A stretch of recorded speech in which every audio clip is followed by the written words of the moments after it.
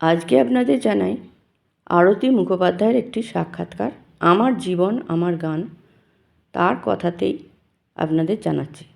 নিজের কথা বলতে শুরু করলে অনেক স্মৃতি ঝাঁপিয়ে পড়ে। কোথা থেকে শুরু করব ভেবে পাই না।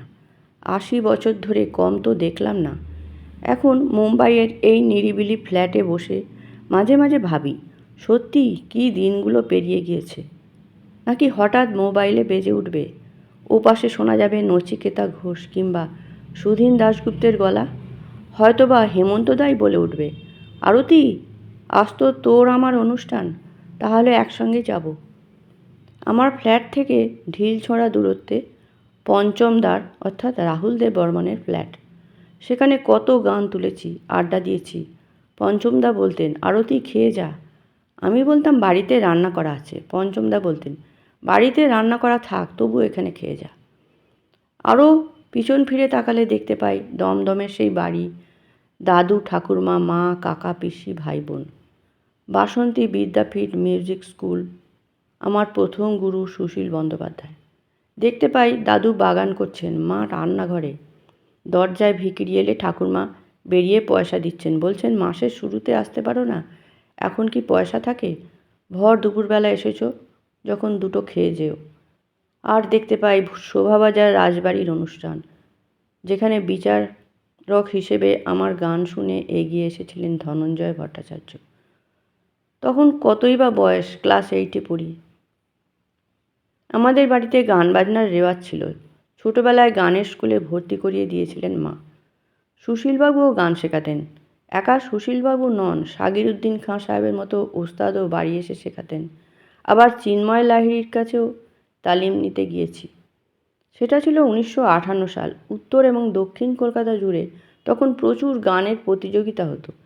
আমি তাতে নাম দিতাম। শোভাবাজার রাজবাড়িতে তেমন এক প্রতিযোগিতায় গান গেয়েছি। বিচারকের মধ্যে ছিলেন ধনঞ্জয় ভট্টাচার্য।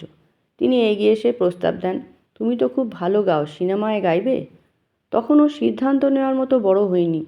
তাই বললাম, আমি তো বলতে পারবো না, বড়দের জিজ্ঞেস করি।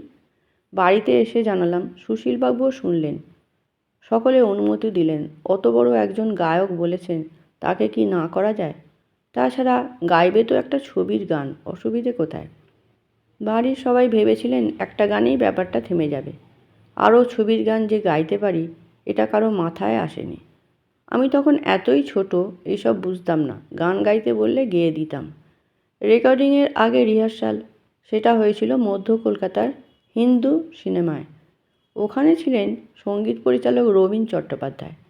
আমার গান তার ভালো লেগেছিল। সন্ধ্যা মুখোপাধ্যায়ও ছিলেন। তাঁর দিকে তাকিয়ে রবীনবাবু জিজ্ঞেস করেছিলেন, কেমন দেখছো? সন্ধ্যাদি জবাব দিয়েছিলেন, খুব ভালো। এরপর আমাকে মামলার ফল ছবির গান তোলানো হয়েছিল। রেকর্ডিং হয়েছিল টেকনিশিয়ান স্টুডিওয়ে। গানটি ছিল আগমনী। উমা কাঁদে মা বলে। দৃশ্য ছিল একজন গাইছেন, সঙ্গে একটি বাচ্চা মেয়ে। মূল গান গেয়েছিলেন ধনঞ্জয় ভট্টাচার্য, সঙ্গে আমি। রেকর্ডিংয়ের কথাও মনে আছে। তখন মাইক ওপর থেকে ঝুলতো। আমাকে একটা উঁচু টুলের ওপর বসিয়ে দেওয়া হয়েছিল, যাতে ওই মাইকে আমার গলা আসে। ওখানে বসেই গিয়েছিলাম। সেই সময় মার্ফি কোম্পানি সারা ভারত জুড়ে গানের প্রতিযোগিতা করছিল। আনন্দবাজার পত্রিকায় প্রতিযোগিতার বড় বিজ্ঞাপন বেরিয়েছে। তাতে লেখা ছিল ভারতের বিভিন্ন রাজ্যে সেই গানের প্রতিযোগিতা হবে। সেখানকার বিজয়ীরা যাবে মুম্বাই। ওখানে ফাইনাল রাউন্ড। সদ্য ধনঞ্জয় ভট্টাচার্যের সঙ্গে গান রেকর্ড করেছি। মা ওই প্রতিযোগিতায় আমার নাম দিলেন। জোরদার প্রতিযোগিতা হয়েছিল। কলকাতার নামী পরিচালক এবং সঙ্গীত পরিচালকরাও ছিলেন বিচারক। নচিকেতা ঘোষ, ভূপেন হাজারিকা, তরুণ মজুমদার। সেই প্রতিযোগিতায় কলকাতা থেকে আমি প্রথম হলাম। পাড়ি দিলাম মুম্বাই। সঙ্গে ছিলেন কাকা এবং পিসিমা। মুম্বাইয়ে আমাদের একজন আত্মীয় থাকতেন। গিয়ে উঠেছিলাম তার বাড়িতে। ইরোস সিনেমার পেছনে ছিল তার সরকারি বাংলো। তারাও ভারী উৎসাহী। পরিবারের মেয়ে এত বড় প্রতিযোগিতায় কলকাতা থেকে প্রথম হয়ে মুম্বাই এসেছে। ওই বাড়ি থেকে গেলাম ফাইনাল রাউন্ডে গান গাইতে। মূল পর্বের বিচারকেরা ছিলেন এক একজন দিকপাল। নৌশাদ আলী, মদন মোহন, বসন্ত দেশাই, অনিল বিশ্বাস, শ্রীরামচন্দ্র। তখন তাদের নাম শুনেছি, কিন্তু তারা কে কেমন কিছুই জানতাম না। যা গাইতে বলছিলেন গেয়ে দিচ্ছিলাম। রাত্রি 2টোয় ঘোষণা করা হলো আমি ফার্স্ট হয়েছি। হই হই ব্যাপার। আমি নিজেও হতবাক, সারা ভারতে প্রথম। আশা ভোঁসলে সেই অনুষ্ঠান শুনতে এসেছিলেন। আয়োজকদের তরফ থেকে তাকে অনুরোধ করা হলো অর্কেস্ট্রার সঙ্গে গান গাইবার জন্য। তখন ইনামিনা ডিকা সুপারহিট। তিনি সেই গান গাইলেন। এত ভালো গেয়েছিলেন যে 3বার তাকে ওই এক গান গাইতে হয়েছিল। একবার গান শেষ হলেই দর্শকেরা চিৎকার করে বলছিলেন, এনকোর এনকোর। বাধ্য হয়ে আবার গাইছিলেন। আমি হাঁ করে ভাবছিলাম, উনি আশা ভোঁসলে। কত গান শুনেছি, কি সাধারণ চেহারা, সহজ ব্যবহার। খুব ভালো লাগছিল তার গান শুনতে। মনে হচ্ছিল কি ভালো গান। অনুষ্ঠানের মাঝখানে আয়োজকেরা আমাকে তুলে ধরছিলেন বোঝানোর জন্য, এই মেয়েটি ফার্স্ট হয়েছে। বলিউড ইন্ডাস্ট্রির বহু নামি দামি মানুষজন তখন ওখানে। তাদের কাছে আমাকে দেখানো হচ্ছিল। অনুষ্ঠান তো হলো। এরপর আয়োজকেরা পড়লেন বিপদে। কলকাতার মেয়েটি প্রথম হয়েছে ঠিকই, কিন্তু বড্ড ছোট। একে দিয়ে কি ছবির গান করানো যাবে? তখন আমাকে অনেক বিখ্যাত সুরকারের কাছে নিয়ে যাওয়া হলো। অনিল বিশ্বাস, সলিল চৌধুরী, ভূপেন হাজারিকা। সলিলদাকে অবশ্য কলকাতা থেকে চিনতাম, গান শুনতাম, নানা জায়গায় দেখেও ছিলাম। তারা নানা কিছু শিখিয়েছিলেন। ভূপেন হাজারিকা বলতেন, তুমি গাও, ভালো করে গাও। সেই সব শিখে কলকাতায় ফিরলাম। এখন বুঝতে পারি ছবির গান করার প্রথম তালিম আমাকে মুম্বাই ফিল্ম ইন্ডাস্ট্রি দিয়েছিল। তখন অবশ্য কেউ আমাকে দিয়ে গান রেকর্ড করাননি।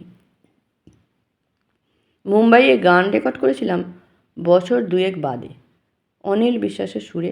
ছবির নাম ছিল অঙ্গুলি মাল। নিম্মি ছিলেন নায়িকা। গানটা ছিল ধীরে ধীরে চল রে চান্দা। কলকাতায় হিন্দি গান গাওয়ার চল ছিল না। অনিল বিশ্বাস ধরে ধরে আমাকে গান তুলিয়েছিলেন। তবে হিন্দি পড়তে অসুবিধে হতো না। স্কুলে সংস্কৃত পড়েছিলাম, দেবনাগরী হরফ চিনতাম। ধীরে ধীরে হিন্দিতে সড়গড় হয়ে উঠেছিলাম। এখনও বাংলা ছাড়া অন্য কোনো ভাষার রেকর্ড করার আগে গানটা হিন্দিতে লিখে নিই, তাতে উচ্চারণ করতে সুবিধে হয়। এইভাবে বহু অসমিয়া, ওড়িয়া, রাজস্থানী গান রেকর্ড করেছি। অনিল বিশ্বাস রেকর্ডিং করানোর কিছু দিন বাদে হেমন্তদা আবার আমাকে দিয়ে একটা হিন্দি ছবির 2টো গান গাইয়েছিলেন। সেটা ছিল ডুয়েট, লতা মঙ্গেশকর এবং আমি। ছবিতে মীনা কুমারীর গলায় লতা দিদি, তার ছেলের চরিত্রে ডেইজি ইরানি, সেই গলা ছিল আমার। তখন বাচ্চাদের চরিত্রে গান থাকলে আমার ডাক পড়ত। 1-2 মাস অন্তর মুম্বাই যেতাম। মার্ফি কর্তৃপক্ষ ওই সুরকারদের সঙ্গে আমার যোগাযোগ করিয়ে দিতেন। তারাও ওই কোম্পানির মাধ্যমে আমাকে ডাকতেন। হিন্দি ছবির গান রেকর্ড করলেও তখন আমি দমদমে থাকি, নিয়মিত স্কুলে যাই, গান শিখি। সেই সময় ভাবতে পারিনি একদিন হেমন্ত মুখোপাধ্যায়, কিশোর কুমার কিংবা মোহাম্মদ রফির সঙ্গে গান রেকর্ড করব, কিংবা গান জগতের রাজনীতি এইভাবে আষ্টেপৃষ্ঠে বেঁধে ফেলবে আমাকে। নমস্কার। পরবর্তী পর্ব আবার আগামী দিন জানাবো।